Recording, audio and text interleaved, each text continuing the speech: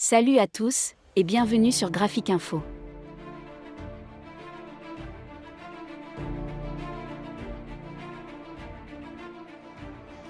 Alors, bonjour les amis, bonjour enfants et amis de la Côte d'Ivoire.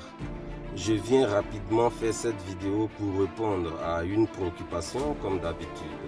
J'ai vu une vidéo de André Sylvain Conan, beaucoup de personnes m'ont envoyé la vidéo. Dans la vidéo, André Sylvain Conan accuse le président Laurent Gbagbo de ne pas aborder les sujets politiques depuis qu'il est venu. Il accuse le président Laurent Gbagbo de ne pas parler des hôpitaux, de ne pas parler de l'école, de ne pas parler en tout cas de tout ce qui concerne purement la politique en Côte d'Ivoire.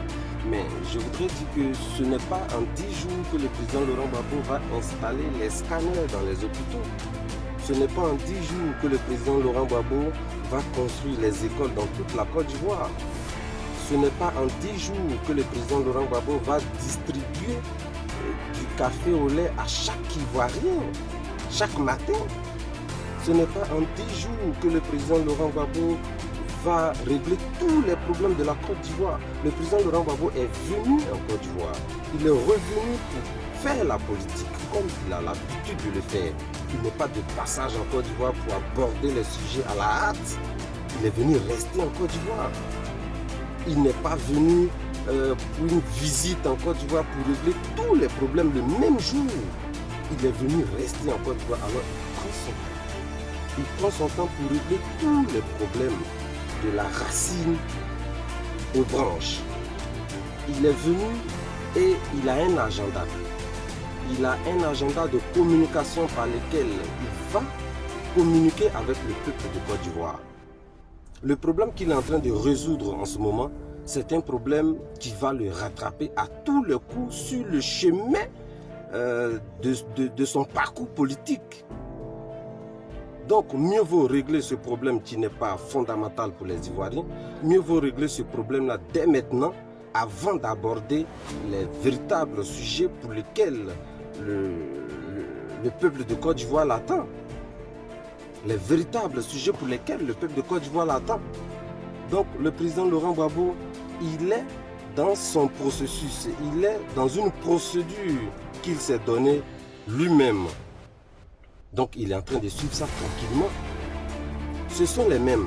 Quand le président Laurent Gbagbo, s'il avait commencé tout de suite là, à parler de la politique, des hôpitaux, comme il le dit, tout et tout, et brusquement comme ça, en coup de chemin, il rebondit ou encore il reprend ou il lance ou il relance un sujet concernant son divorce. Ce sont ces mêmes personnes qui vont dire, mais le monsieur il est venu, il est en train de travailler dans la politique, mais qu'est-ce qu'il est en train de nous servir encore? C'est quoi cette histoire de divorce? Il faut qu'il règle tout ça là. Et lorsqu'il est allé à Mama ce week-end, il n'est pas parti à Mama pour une résolution politique.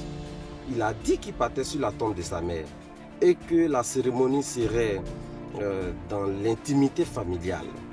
À cette occasion, il a décidé de parler au chef traditionnel de toute la région de Gor. Il a décidé de parler au cadre de toute la région de Gor. Alors, c'est dans ce champ lexical-là que le président Laurent Gbagbo peut traiter le sujet qui n'est pas assez important pour la Côte d'Ivoire. Le sujet qui relève d'ordre privé. Si le président Laurent Gbagbo n'a pas remercié celle qu'il a remerciée à cette occasion-là, ce n'est pas le jour où il serait en train de parler de la Côte d'Ivoire, de la politique. Ce n'est pas ce jour-là qu'il va faire ce type de remerciement. Ce n'est pas à son meeting pendant la fête de la liberté, où il doit parler de la liberté, du mieux-être social des Ivoiriens, où il doit parler du développement, où il doit critiquer, où il doit proposer. Ce n'est pas dans ce discours-là qu'il va revenir avec ce type de sujet. Le président Laurent Gbagbo a été très relax ce week-end à Mama. Il a abordé les petits sujets de façon tranquille, de façon paisible et de façon claire. Donc, je voudrais simplement dire à mon grand frère André Sylvain Conan de se calmer. De se calmer, c'est vrai qu'il est pressé, que le président Laurent Gbagbo en un coup de bâton magique, change la Côte d'Ivoire. C'est vrai qu'il est pressé pour ça, mais ça va arriver. Le président Laurent Gbagbo le fait selon son programme. Ça va arriver.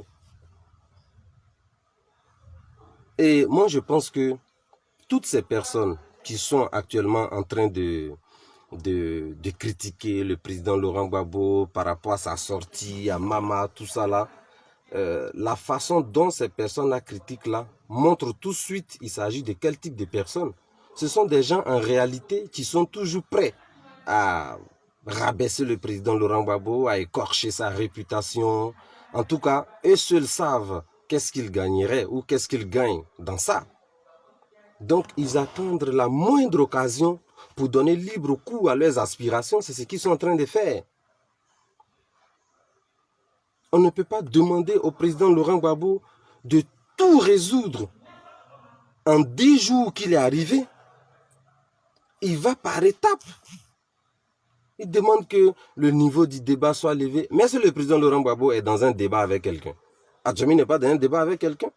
Les journalistes qui ont voulu qu'il parle de la vie politique de la Côte d'Ivoire l'ont approché, ont demandé des interviews, il a répondu. Et dès qu'il est arrivé, dès qu'il a été reçu à son QG, ça c'est vraiment symbolique, à son QG de campagne, ça veut dire il sait ce qu'il est venu faire. Et ce jour-là, il a dit 2 phrases pour éclairer tout le monde.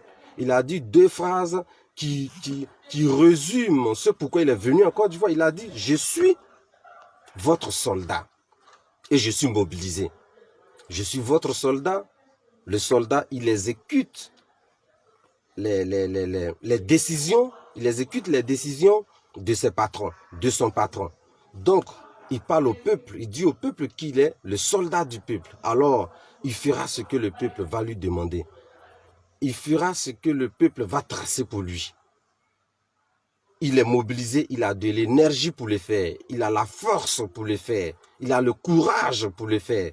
Et à partir de ces 2 phrases-là, on est déjà clair, on est déjà top que le président Laurent Gbagbo, il est dans le combat. Et comme il n'est jamais sorti du combat, il va continuer la politique avec nous. Pendant ce temps, il a demandé qu'on lui donne le temps pour pleurer les morts, pour pleurer ses parents qu'il a perdus quand il n'était pas là, tout ça là. C'est à cette même occasion-là, il va régler quelques problèmes que nous connaissons. Si il a rendu le divorce public, c'est parce que le divorce même a voulu se rendre public. Et c'est un divorce entre 2 leaders, c'est un divorce qui touche forcément la vie politique de son parti et même la vie politique en Côte d'Ivoire. Et c'est ce qu'ils sont en train de faire. Donc il faut en finir avant de continuer. Quand il finit ça, quand il va continuer, quand il va commencer le travail politique, on ira directement tout droit dans le travail politique et on n'en parlera plus. Voilà comment le président Laurent Gbagbo a vu les choses. Et moi, je suis d'accord avec lui. Je suis d'accord avec ce qu'il est en train de faire, avec son plan de communication. Je suis d'accord avec son agenda parce qu'il n'y a pas mieux que ça. Il n'y a vraiment pas mieux que ça. C'est pas possible. Pour ne pas être long, je vous remercie. Déporté en Hollande, 10 ans de jugement, 82 témoins à charge. Laurent Gbagbo est acquitté. Gbagbo, on est arrivé.